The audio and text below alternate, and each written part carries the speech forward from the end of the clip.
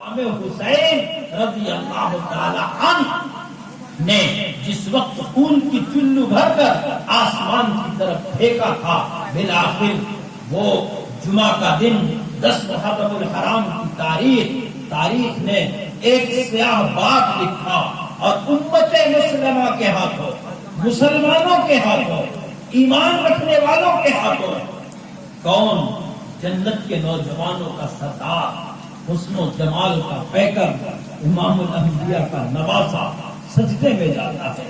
ایسے لوگ تھے، نماز کا وقت آیا، آپ نے کہا لوگوں جنگ روکو، مجھے نماز پڑھنے دو۔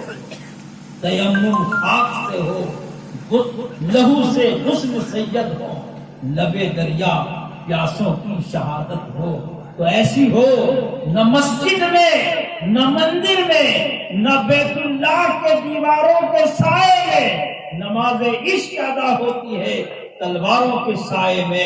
امام حسین نے سجدہ کیا، وہ سجدہ کیا، مورخین نے لکھا کیا مرتبہ کربلا میں دکھایا حسین نے، سجدے میں جا کے سر کو کٹایا حسین نے۔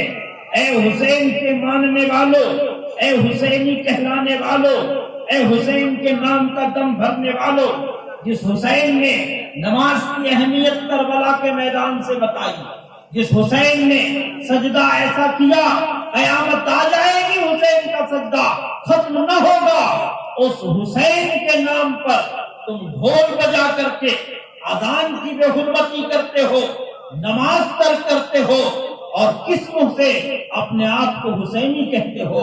وہ تو حسین کے دشمنوں کا کام تھا کہ وہ خوشیاں منائیں اور ڈھول پیٹیں اور تاشے بجائیں۔ آپ کا کام یہ ہے کہ آپ اس نئے حسینی پر، حضرت امام حسین کے نقش قدم پر چلیں اور اس کے مطابق اپنی زندگی گزاریں۔ میدان کربلا میں جب حسین سجدے میں گئے اور دشمن سر کاٹنے کے لیے تیار ہوا، امام حسین نے 3 بددعائیں کی۔ یاد رکھیے، امام حسین نے ایک بددعا یہ کی، پروردگار یہ میرے دشمن ہیں جنہوں نے میری جماعت کو ٹکڑے کر دیے ہیں، اس لیے ان کو جماعت کی نماز میسر نہ ہو۔ دشمن حسین جماعت سے نماز نہیں پڑھتا۔ سوچئے ہمارا شمار کن لوگوں میں ہے۔ اے پروردگار میں قرآن کا حافظ ہوں، میں قرآن کا عالم ہوں، انہوں نے میری بے حرمتی کی، ان میں سے کوئی حافظ قرآن پیدا ہو۔ میرے بچوں کو اور مجھے، میرے خاندان کو بھوکا پیاسا شہید کر دیا، اس لیے میرے نانا کے حوض سے ان لوگوں کو ایک بوند بھی پانی نہ ملا۔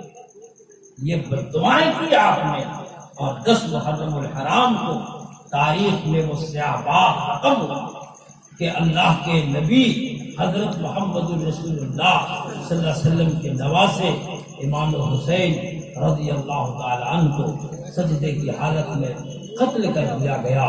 لیکن یہ قتل اصل میں کیا تھا کہ قتل حسین اصل میں مرگے ہے۔ اسلام زندہ ہوتا ہے ہر کربلا کے بعد۔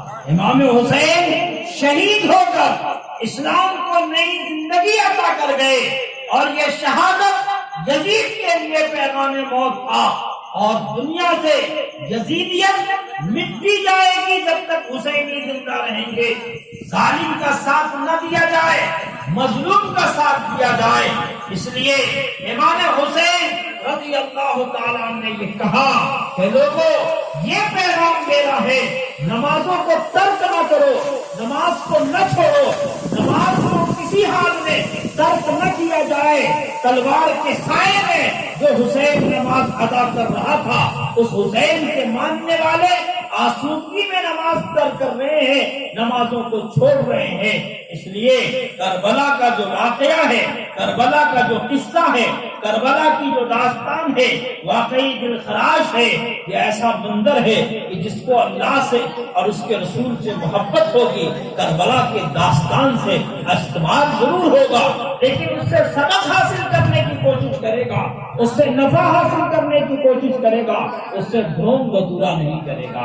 میرے بزرگوں، میں نے پہلے خطبے میں یہ باتیں اس لیے عرض کی کہ آج 10 محرم الحرام کو مسلمانوں میں صحیح واقعات کا فقدان ہے اور صحیح قصوں کا فقدان ہے، صحیح روایتوں کا فقدان ہے.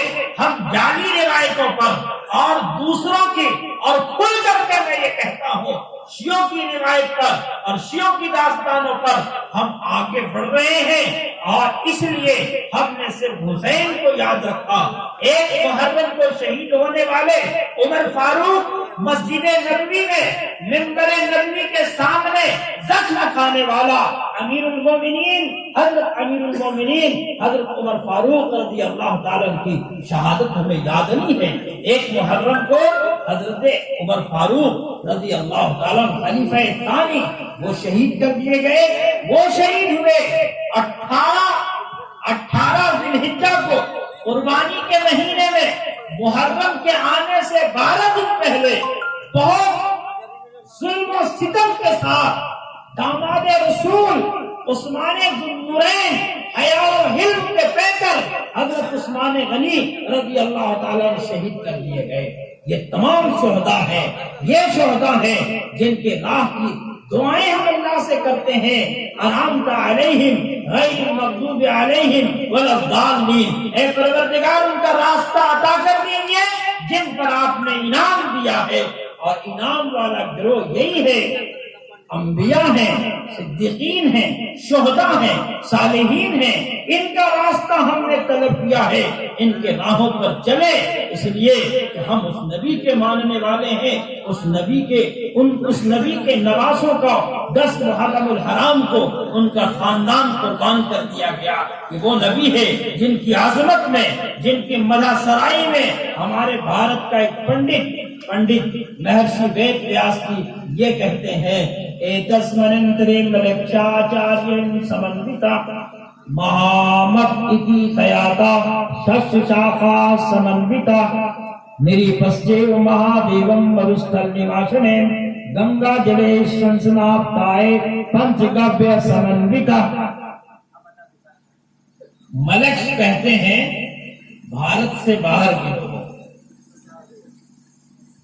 مہرشی وید ویاس یہ کہتے ہیں کہ ایک غیر ملکی غیر عارض ایک رشی جو مہامت کے نام سے دنیا میں وکھیات جانا پہچانا جائے،